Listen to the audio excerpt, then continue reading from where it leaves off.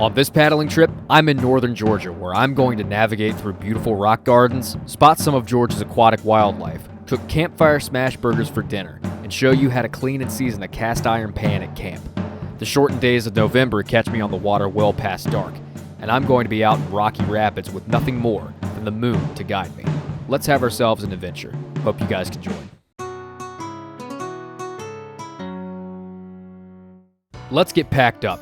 I've got my usual pack out of paracord, Nalgene, carabiner, and a change of socks, but today I'm really looking to find an island and cook myself a nice fatty dinner of smash burgers and cheese. For that, I'm going to bring along a cast iron and a homemade fire starting kit. On my way to the put-in, I pass by a flock of guinea fowl. These birds are native to Africa, but they've become a popular alternative to chickens in the US. Down to the river, I collect some old dead branches so I can make the fire for my camp meal.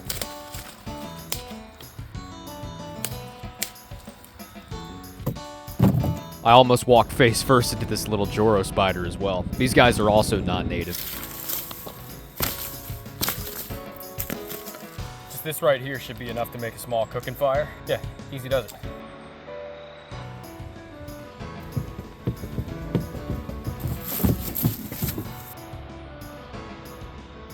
I'll admit, it's a trek to get my boat to the put-in, but well worth it. We should be in for a beautiful, beautiful stretch of river.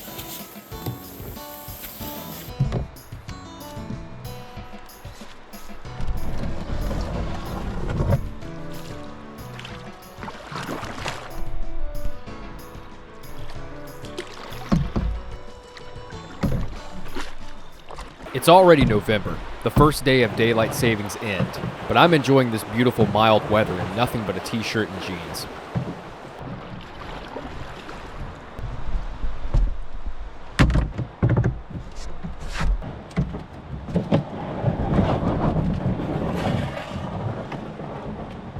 Getting caught up on rocks during lower water is just a fact of life out here, so I knew I was going to have to carry the boat over rocks at some point.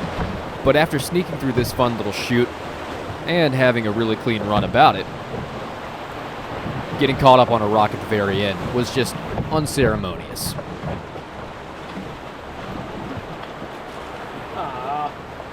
Of all places to get caught up, not the worst. But I love this little chute. That's very pretty. I don't want to get trapped under that. That'd be nice. All right, let's get out of here.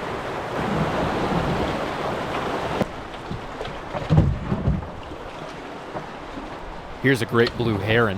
Go out on any river on the East Coast and you're bound to see one. They're one of the most ubiquitous aquatic birds in North America. And I like chasing them.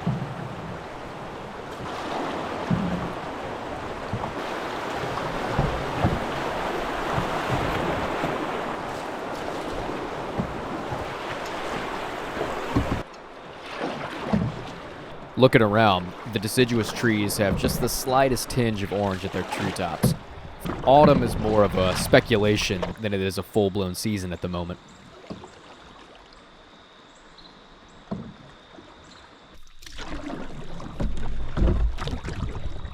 As the water calms down, it becomes apparent that great blue herons aren't the only thing out here. A little beaver. See the beaver?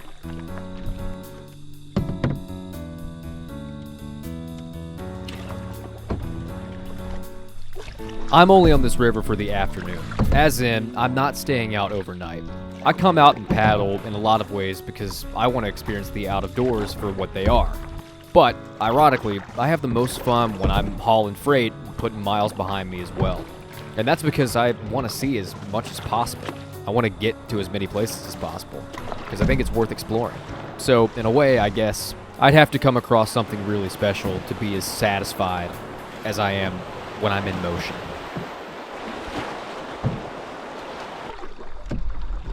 Remember how I said I like chasing those great blue herons?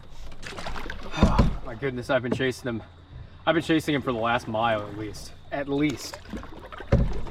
They often, like when they fly away, they will fly straight downriver and they'll follow the path of the river. So like, you can't necessarily see what's happening, like from the water's level. You kind of got to get up and look at it. So it's almost like a beacon.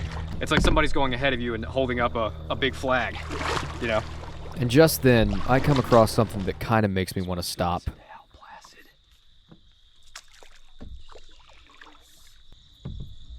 I mean, we're just a few miles from the city, and you come out here to a place like this.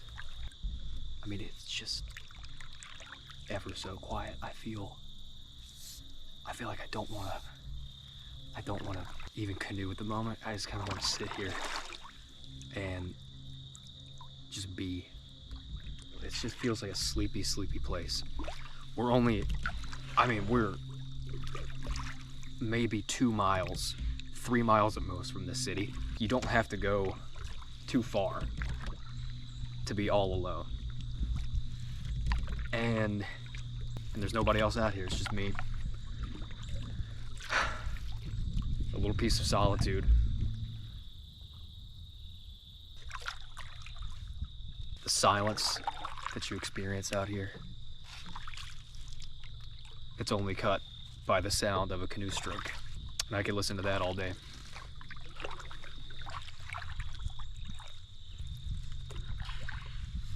When it's so quiet out here that you can hear the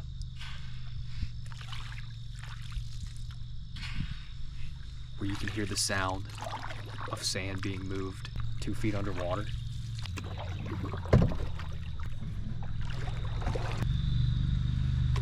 ATVs sound cool too. All right, quiet time's over.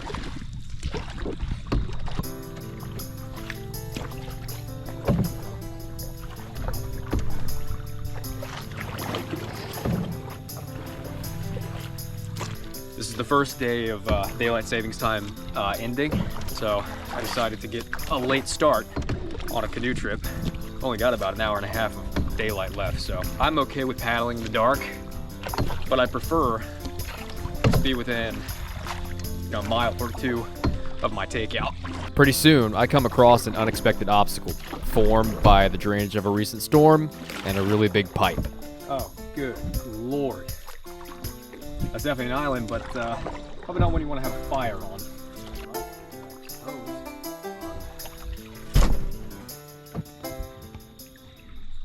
I gotta get over this. I've had my tetanus shot, don't worry. All right. I need to unhook this little rope here.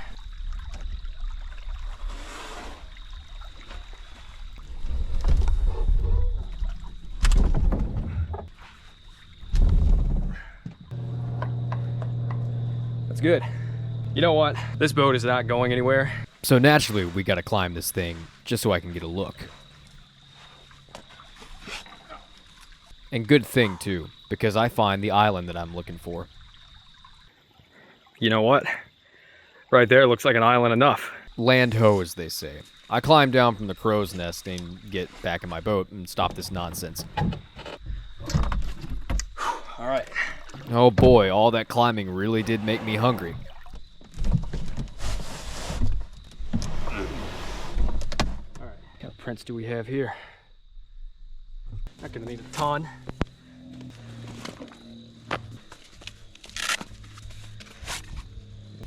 Because I'm looking to stabilize a cast iron pan on this cooking fire, I'm gonna level the sandbar flat. This little folding shovel comes in really handy. Usually I would like doing this on like a rock outcropping of an island. You kind of got to get what you can. Fire started. I like to pack some paper towels. I like to take the ream of that paper towel, cardboard, it burns well. I've taken one of these little like compass whistles from Walmart.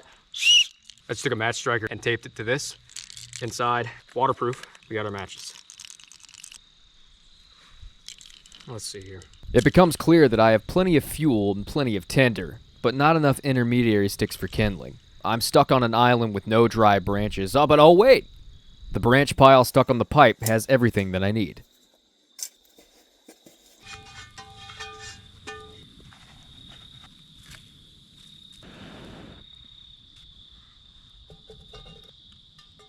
Coconut oil in the pan, melt that down.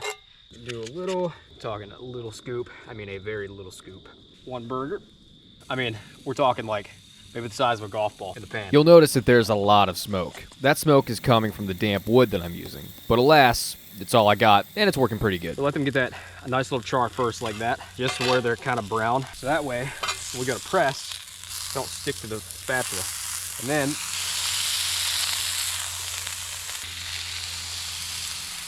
beyond the novelty of it and beyond how good they taste, if you've got a limited supply of wood, cooking smash burgers like this is incredibly effective because they cook so quickly. I like my burgers pretty well done, and even 45 seconds per side will give me exactly that. You might be thinking, where are the buns? Aren't you going to toast your buns? Well, I forgot the buns, and for good reason. I'm no heathen. I'm only eating on the finest china. kind of know it's ready on one side when you start seeing like the grease kind of come through the little holes in the burger. Welding gloves when you're cooking campfire side, especially the cast iron, like non-negotiable in my opinion. One thing I forgot to mention was the grind of beef. The best smash will come from a fattier grind, think 7327. You can certainly make it work with a lean grind, but a fattier grind makes a more cohesive patty even when you flatten it out. Fatty ground beef, American cheese, regular mustard, no frills, all good. And talk about dinner with a view.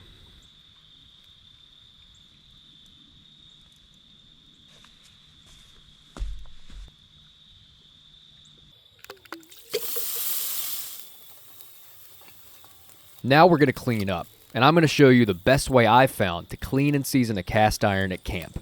For all the big bits and pieces stuck to the pan, throw in a little oil, get it good and hot, and start scraping gently. A wooden spoon or spatula works best, but a steel spatula is just fine. Now we're going to get all the fine, sticky stuff off. You need an abrasive to help you along. Sea salt works well, and it'll give the pan a nice neutral season. But any abrasive will work. I've used fine pebbles from a riverbank before, and it works just the same. Be sure to scrape the sides too, and then wipe out the excess with a rag. And here's where we lock in the season. Flip the pan face down right over the coals, and let it sit for however long you got. I have to remind myself that it's going to get dark soon, so I don't have long at all.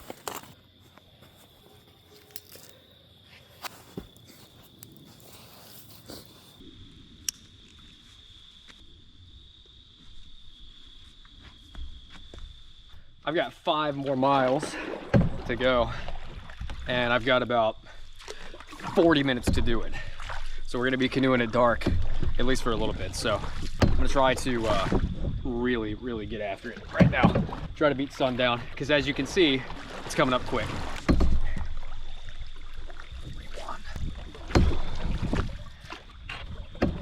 It's such a lovely evening right now, and I would love to just sit here and kind of enjoy it, but we're just gonna basically have to work out to get here. This is gonna be a workout.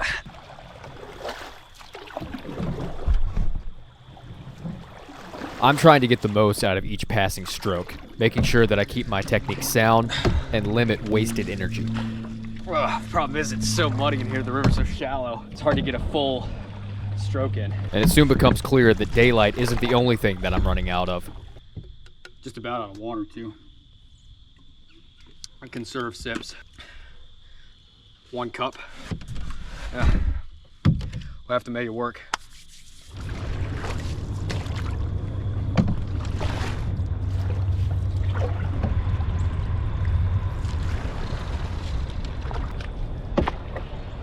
God, it's so shallow. God.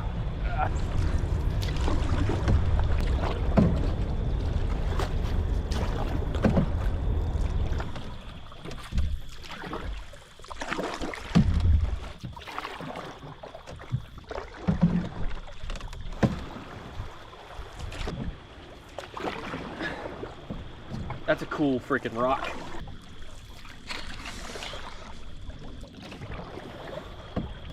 Also, there's a lot of pipes on this river.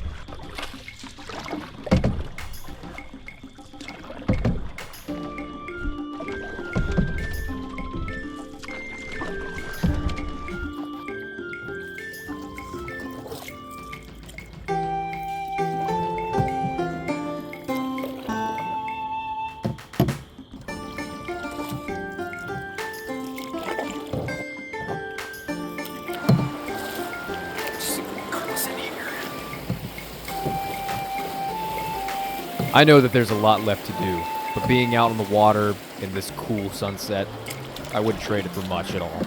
Canoeing, first and foremost, it is always an adventure. No matter if you're doing a 300-mile canoe trip from mountains to the sea, or if you're taking your boat out for a Sunday afternoon and you're paddling 8 miles and cooking some burgers.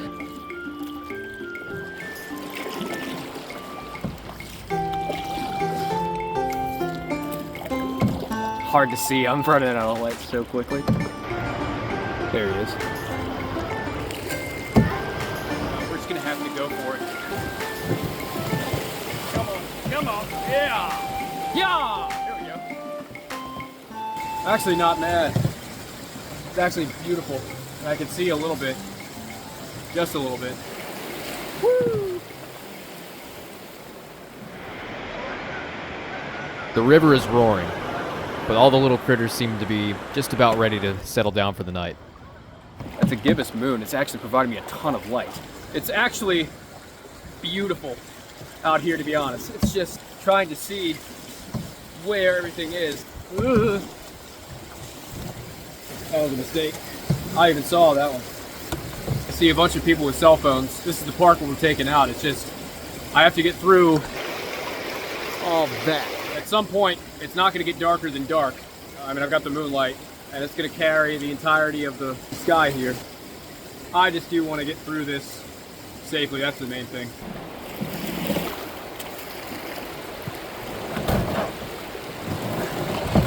Right through here. And around to the left. Thank you very much. I appreciate it. I'll take that any day of the week. It never seems to end. Just one after the other. Without the moon, I don't think this would have been possible. I really don't.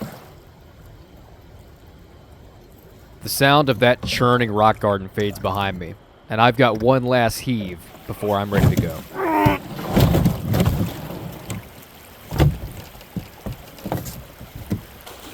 It's the police looking for me. About right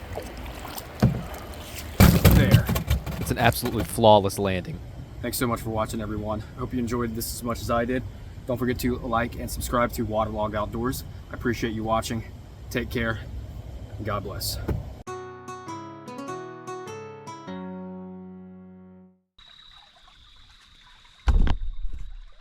Doing all right so far. This is a terrible idea. Take my wedding ring off. Nope. Actually, I'm not gonna do that. I was gonna put it in my pocket so I don't scratch it up, but that's a awful idea. My wallet literally just came out. Glad I did not take that wedding ring off, because that would have come out. And I would have never found it in here. I hope you're proud of me, sweetie, for not taking my ring off. All right.